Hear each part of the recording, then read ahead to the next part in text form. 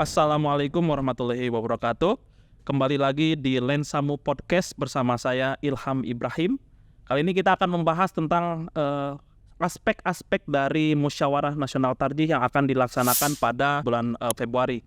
Sebagai narasumber telah bersama saya yaitu Ustadz Endi Prasetyo. Apa kabar Ustadz? Alhamdulillah sehat, Mas Ilham. Alhamdulillah sehat Ustadz.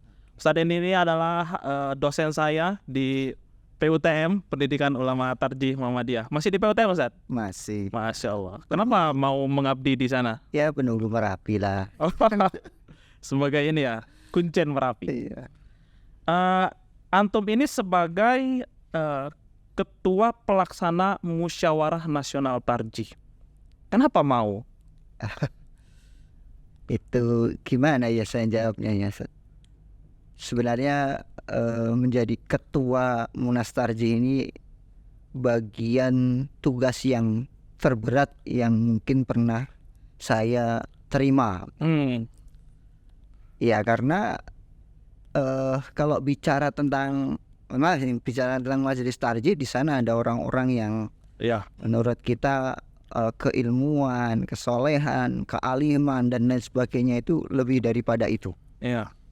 Nah, sedangkan seperti saya misalnya itu dibandingkan oleh bapak-bapak yang ada di pimpinan majelis tarjih itu tidak apa-apa. Tetapi karena ini menjadi sebuah keputusan rapat dan pada saat itu ditunjuk, maka ya bismillah dengan tawakal Allah, begitulah kira-kira ya saya terimalah menjadi ketua panitia itu. Dan saya menerima ini ya ini kebiasaan baik di majelis tarjih ya, juga Muhammadiyah secara umumnya.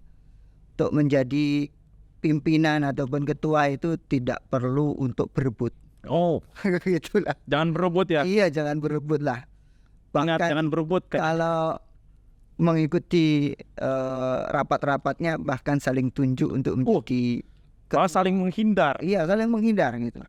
Ya. Berarti antum pas ditetapkan Ustadz Endi Prasetyo ketua Munas, antum bilang inna lillahi wa inna ilaihi. Bukan hanya itu, saya sudah berkali-kali itu mengatakan wah mungkin yang lain dulu Ustadz, yang lebih kompeten dan lebih senior mungkin, kira-kira begitu.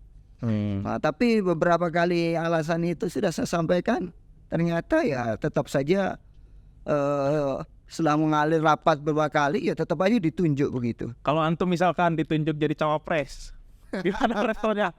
Apakah responnya akan sama atau bagaimana? Saya tidak pernah berpikir dan kayaknya jawabannya tidak perlu saya jawab.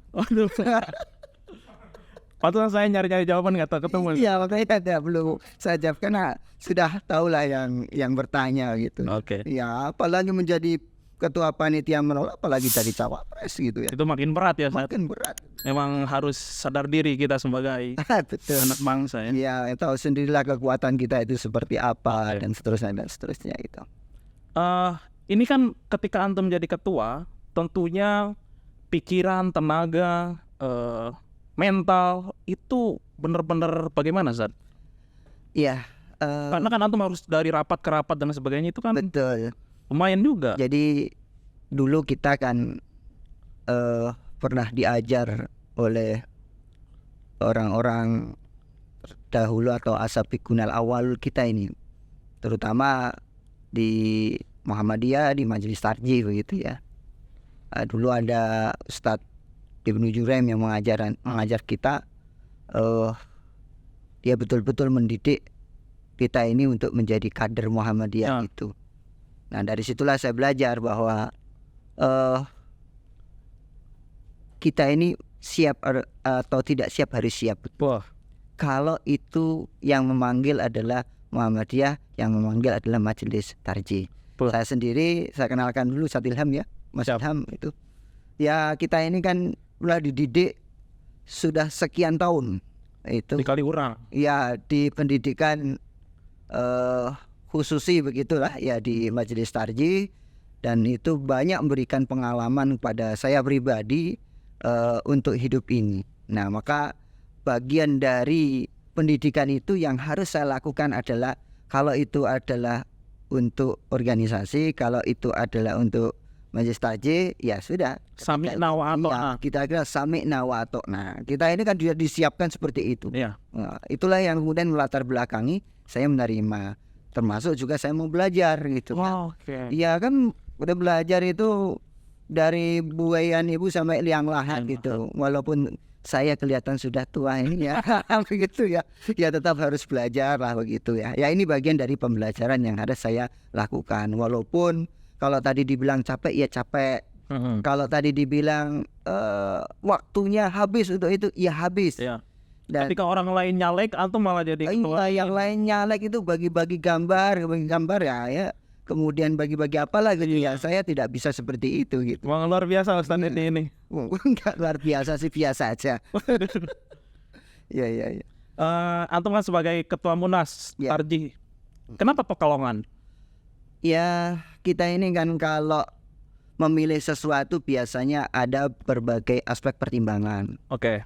Dalam tahun ini atau Munas Tarjih ini pertimbangan yang paling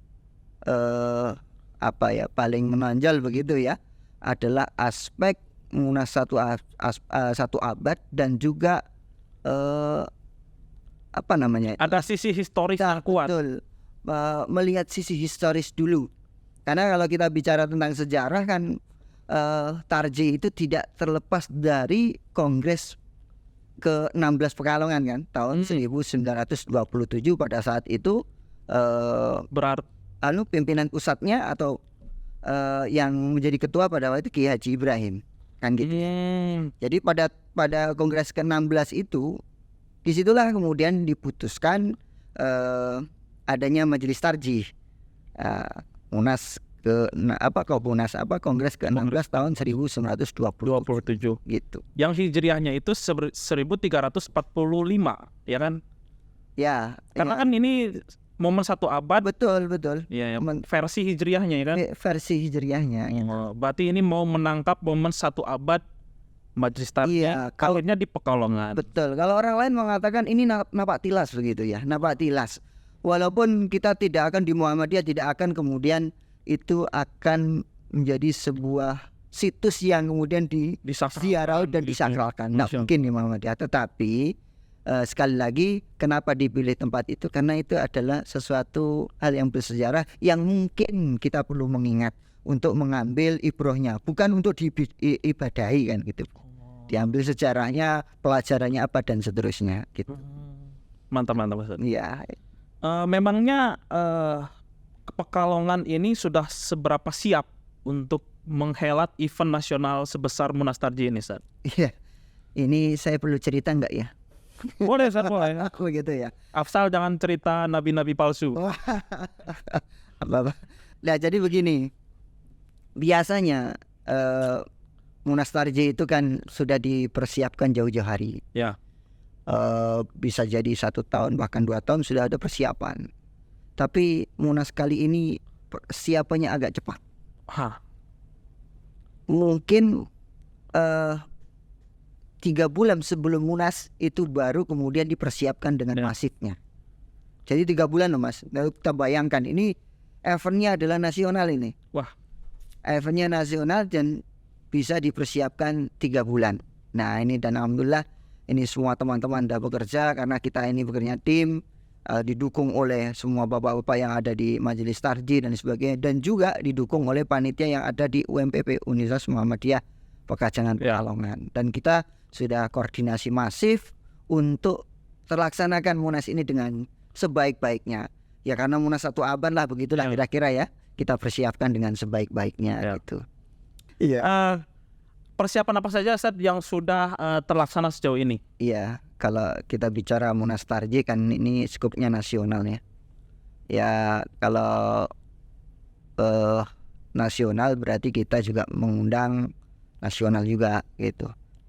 Ya kalau kita melihat persyaratan dari Munas ini kan yang diundang antara lain adalah pimpinan pusat itu sendiri. Semua pimpinan pusat kita undang.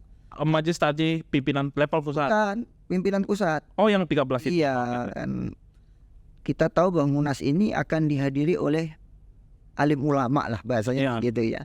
Para alim, pemikir dan sebagainya, orang-orang yang ahli dalam bidangnya, intelektual dalam bidangnya, kita undang semuanya. Sehingga kolektif kolegial putusan itu tetap terasa begitulah. Maka diundang dari pimpinan pusat yang ada di Bapak pimpinan pusat itu yang kurang lebih jumlahnya 18 ya. Ya, 18. Iya, lalu kemudian dari perwakilan PWM, pimpinan wilayah Muhammadiyah, karena ini dilaksanakan. Ya, PWM berarti berapa orang? Ya, kalau ini sebelum itu ada PWM ketua PWM yang jumlahnya 13 itu kita undang juga. Semua PWM seluruh Indonesia bukan yang Jawa Tengah khusus karena tempatnya adalah tuan rumah. Iya. Tapi ada peserta yang itu selalu kita undang, itu adalah dari pimpinan wilayah Muhammadiyah, yaitu kita undang dalam hal ini adalah Majelis Tarjih pimpinan wilayah Muhammadiyah, masing-masing wilayah itu minta untuk dikirim dua orang gitu. Selain itu juga ada perwakilan dari lembaga, majelis, ortom, para ahli lain, ahli-ahli yang lain. Kemudian juga diundang dari PDM ya karena ini di Jawa Tengah ya se-Jawa Tengah, dan juga ahli-ahli yang ada di universitas-universitas itu yang punya kapasitas, kemampuan intelektualnya, kita undang semuanya. Berarti total ada berapa itu peserta Munas? Ya kalau Munas tahun ini kurang lebih 310 orang. Dan 300 orang ini bukan orang sembarangan. Ya jelas. Nah, ini kita minta yang hadir di sini kan, satu, pimpinan pusat Muhammadiyah, yang kedua perwakilan dari Majelis Tarjih. Maka dia harus menjadi anggota Majelis Tarjih pimpinan wilayah Muhammadiyah. Dan menjadi anggota pimpinan wilayah Muhammadiyah ya tentu dengan seleksi, dengan tingkat keilmuan mereka, kapasitas keilmuan mereka dan seterusnya. Tidak mungkin ya yang kita pilih kan, atau yang dipilih adalah yang sembarangan lah begitu. Maka Munas itu kan menghadirkan semua ahli dalam bidangnya masing-masing. Dalam hal ini adalah tentu ahli agama. Karena namanya Munas Tarjih ya. Bicara tarjih itu kan kita sudah pernah membahas adalah berkaitan dengan dalil kan. Kalau bicara tentang itu pasti bicara tentang usul fikih kan begitu. Dan orang ketika bicara usul fikih juga minimal tahulah sedikit-sedikit tentang usul fikih. Oke. Ya. Ketika peserta itu dikumpulkan, apa hak mereka ketika di Munas itu? Ya, jadi begini Mas. Peran mereka apa begitu? Jadi Munas itu kan membahas beberapa persoalan. Ya. Persoalan yang baik agama maupun sosial yang harus kemudian diselaraskan dengan dengan syariat lah kira-kira begitu ya, dengan Al-Quran dan Sunnah makbulah kan gitu. Maka itu tentu dipersiapkan terlebih dahulu oleh tim yang kemudian menggodok materi-materi itu, digodok sedemikian rupa dan juga membutuhkan waktu yang panjang, tidak 1 hari 2 hari, tidak 1-2 hari ya, bahkan itu berminggu-minggu, berbulan-bulan. Kalau sebelumnya itu bertahun-tahun disiapkan. Kalau ini berbulan-bulan ini ya, berhari-hari, berbulan terus begitu disiapkan. Nah, setelah disiapkan dirasa sudah itu matang, lalu kemudian materi ini akan kemudian diflorkan kepada peserta Munas itu.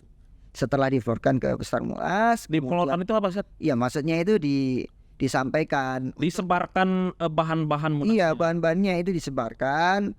Dan juga kemudian dikaji pada saat Munas itu apa yang perlu ditambah, apa yang perlu dikoreksi, atau perlu juga kemudian dihilangkan kan gitu. Gitu. Kalau tidak sesuai dengan alasan, hujah apa dan seterusnya gitu.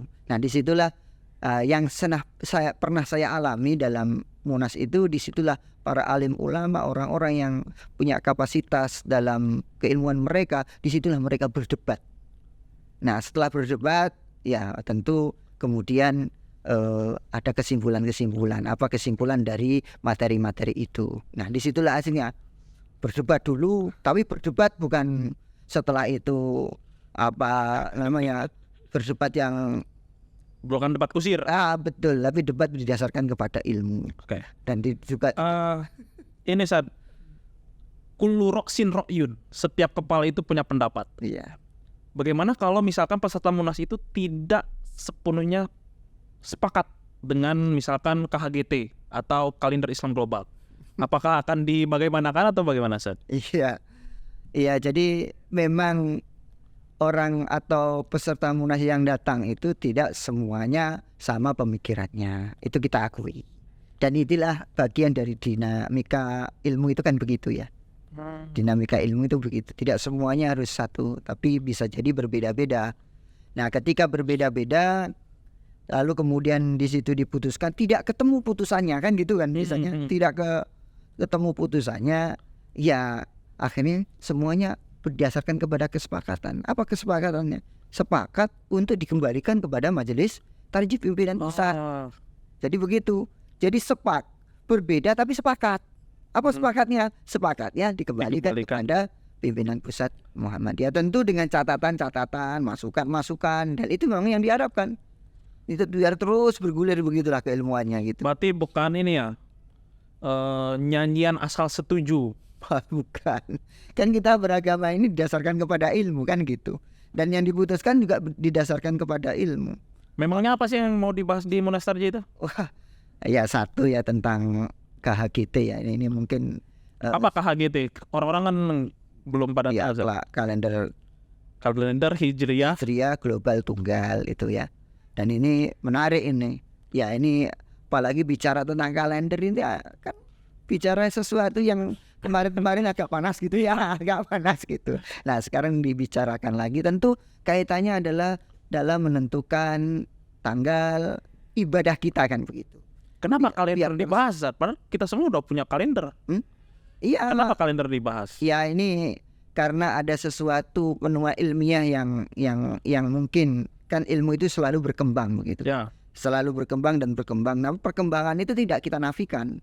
Nah kalau ada masukan, ada sesuatu yang lebih pas dan lebih pasti, kenapa tidak? Iya, dan itu didasarkan kepada ilmu, kenapa tidak gitu. Kayak kita tidak tertutup kan, terbuka.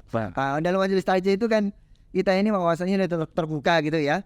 Ya tidak lalu kemudian ketika diputuskan satu, kemudian ada sesuatu yang baru yang ditemukan lebih sesuai begitu, lalu kemudian kita menutup diri enggak.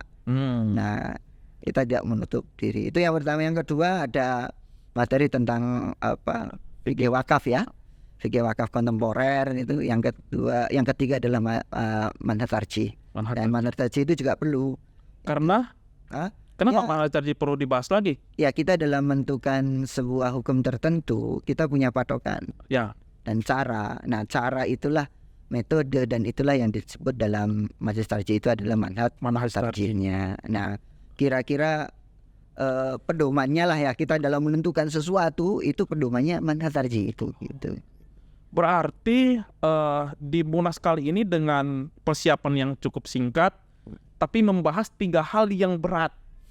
Antum sebagai ketua bagaimana perasaannya, Ustaz? Ya kalau perasaan berat enggak, ya berat. Ya berat. Tapi berat bukan berarti tidak kemudian dipikul.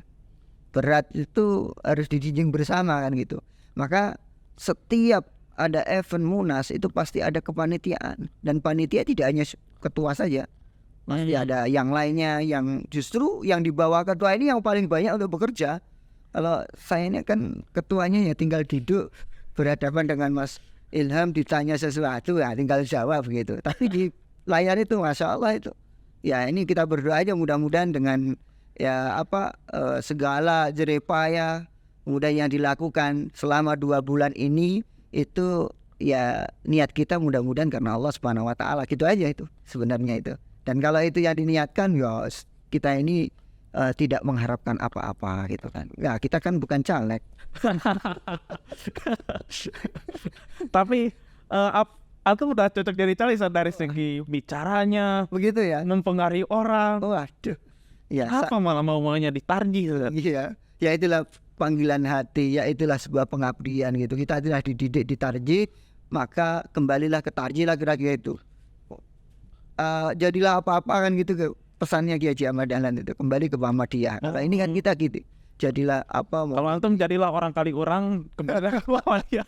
Kembalilah ke tarjih lah, kira-kira begitu ya. Ini bagian dari pengabdian saya lah, atau pengabdian dari teman-teman. Kalau saya pribadi ini pengabdian dan pembelajaran bagaimana memanage, apalagi kemudian ini tingkatannya dan majelis tarjih pimpinan pusat Muhammadiyah. Saya tidak pernah berpikir bisa kemudian menjadi ketua Munas yang Masya Allah seluruh wilayah diundang dengan persiapan. Hari ini ketua Munas, besok-besok ketua MK.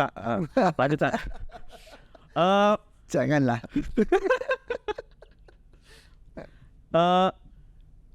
Ini kan ada kepanitiaan, Ustaz. Iya. Bagaimana cara antum memanage kepanitiaan dari event nasional yang mengundang 300 peserta dan itu datang dari seluruh Indonesia? Bagaimana sistem antum memanage semua ini?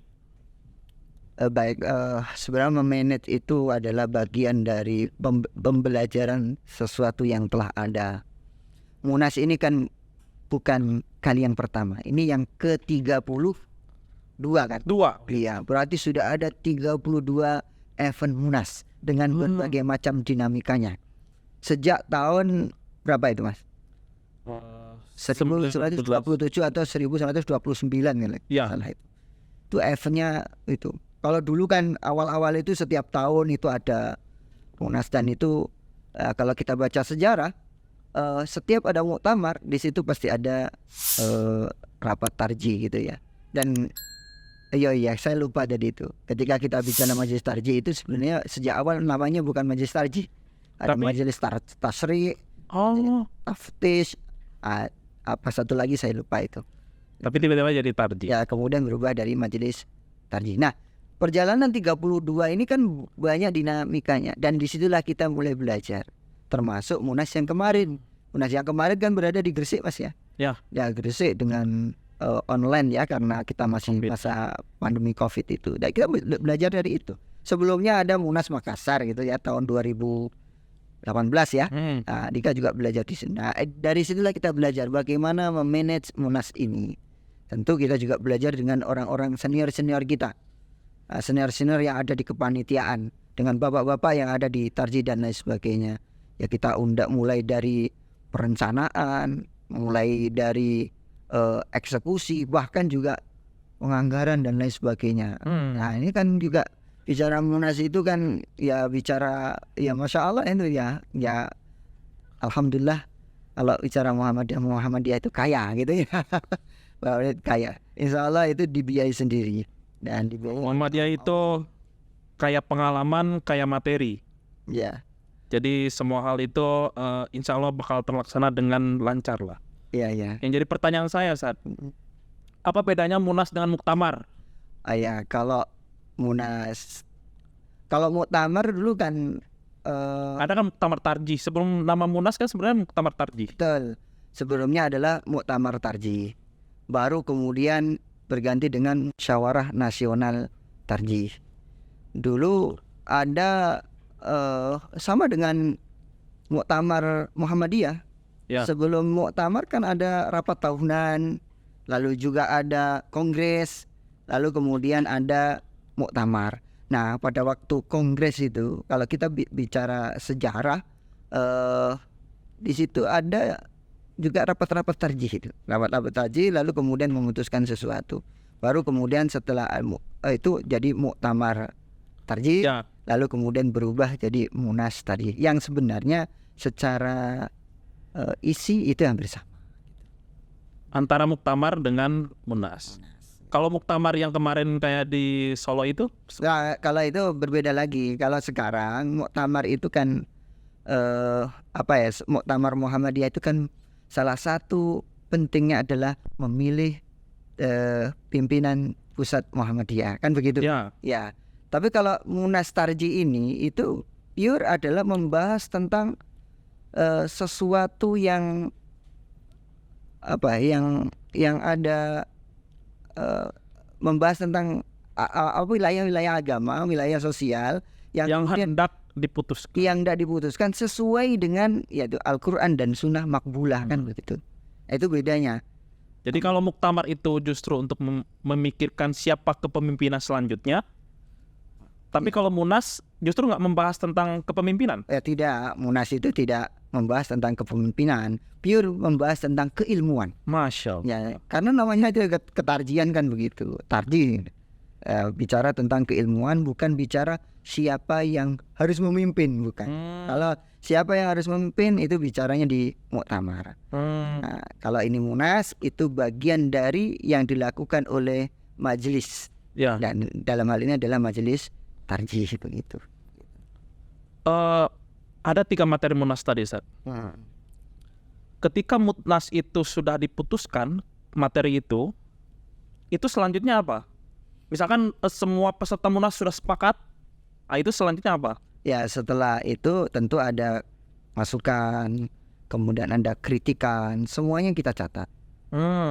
Kita catat sebagai bahan pertimbangan untuk kemudian direvisi kalau ada revisi dan masukan-masukan dari para peserta munas, lalu dibahas ulang oleh majelis tarjih, lalu kemudian kalau sudah final baru kemudian diajukan ke pimpinan pusat Muhammadiyah untuk ditanfid. Tanfid itu apa? Untuk diputuskan diresmikan sebagai pandangan organisasi. Pandangan organisasi Muhammadiyah. Ya, kan bahwa di pimpinan pusat ada majelisnya, majelis tarjih. Kalau ada persoalan, lalu yang membahas adalah majelis tarjih karena wilayah-wilayah keagamaan, lalu kemudian setelah ada kesimpulan baru kemudian ditanfid oleh pimpinan pusat untuk dijadikan pandangan resmi organisasi kita ini, yaitu Muhammadiyah, dan disebarkan ke masyarakat. Nanti disosialisasikan ke masyarakat tentang putusan-putusan dari hasil munas yang sudah ditanfid ini. Pertanyaan saya saat ini penting sekali buat sobatmu.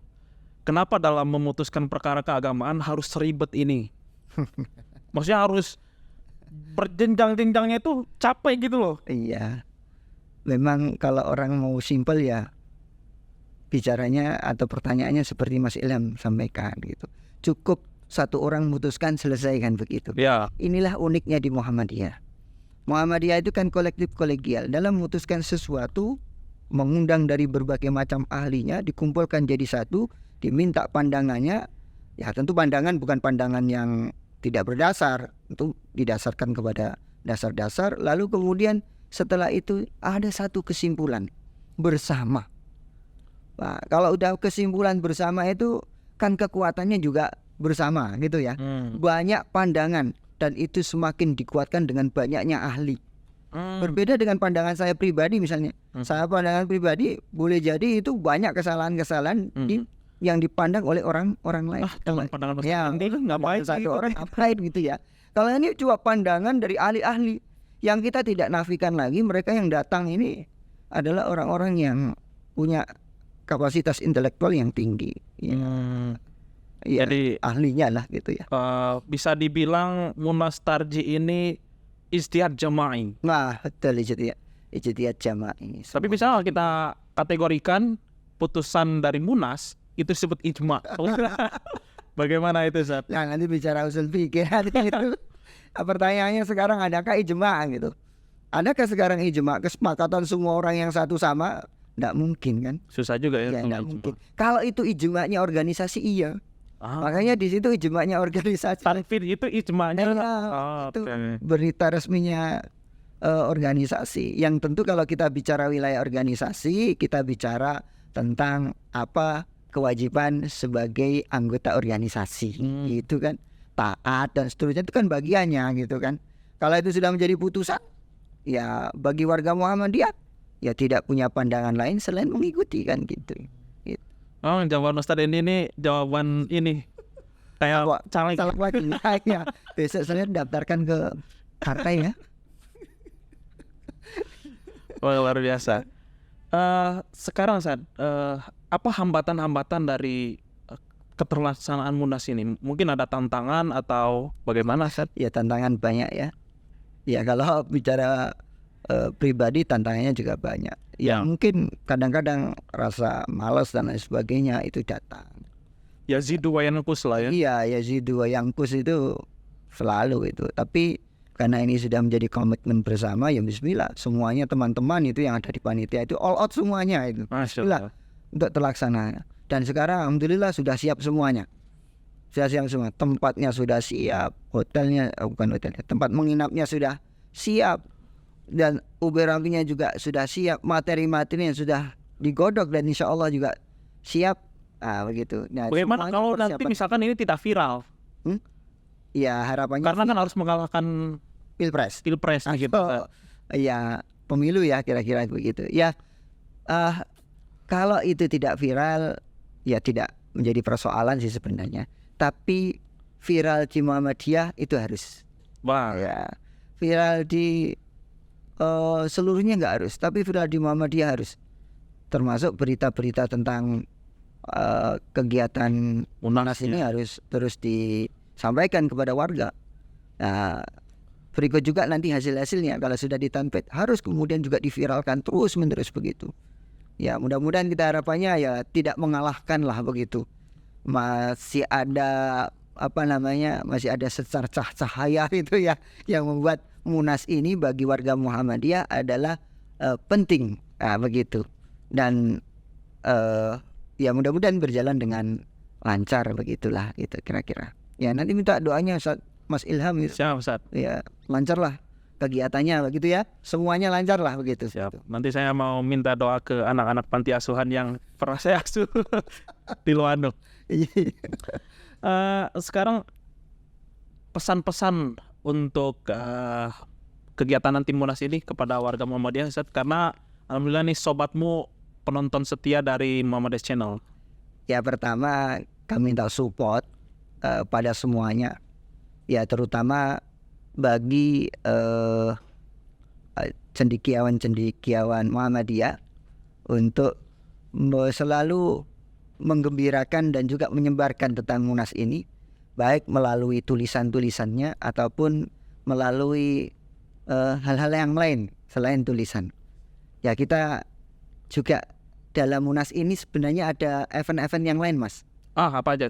Ini yang tadi belum sampaikan ya. Iya. Ya ada kita lomba ini, lomba untuk menyongsong Munas 1 abad itu menulis artikel yang terkait dengan Munas ini, ya tentang fikih wakaf, tentang KHGT tadi, dan juga yang ketiga tentang manhaj tarjih.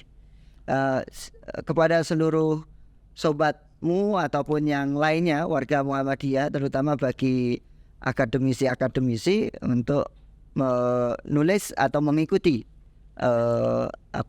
lomba penulisan tersebut. Kami juga nanti ada lomba mungkin TikTok ataupun lomba video. YouTube, ya video ya di TikTok atau video yang itu isinya adalah tentang hasil putusan Muhammadiyah.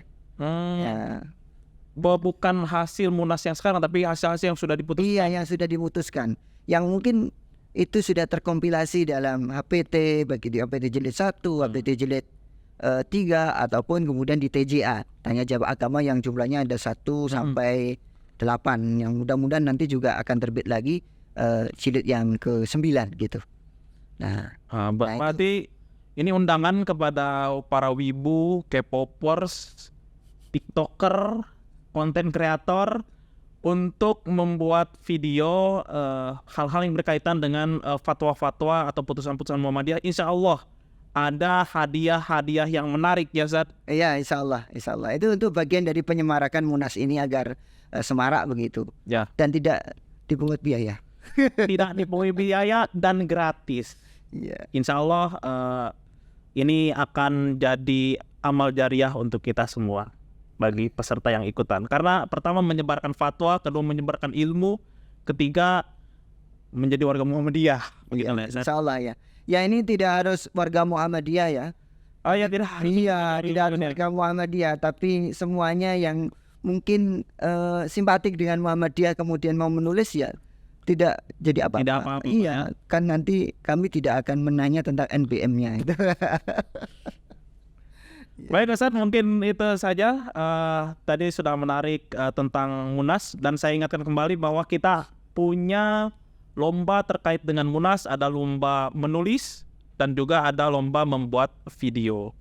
Itu saja dari saya, mohon maaf apabila ada kesalahan, dan pesan saya kepada sobatmu sekalian agar jangan lupa untuk melakukan subscribe kepada Muhammadiyah Channel.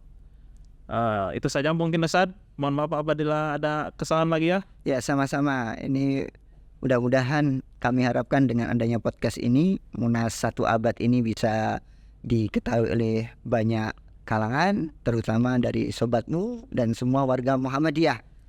Mudah-mudahan Munas ini berjalan dengan lancar dan menghasilkan putusan yang terbaik sebagai panduan bagi warga Muhammadiyah dan yang lainnya. Oke, terima kasih. Terima kasih. Jangan lupa subscribe. Assalamualaikum warahmatullahi wabarakatuh. Waalaikumsalam warahmatullahi wabarakatuh.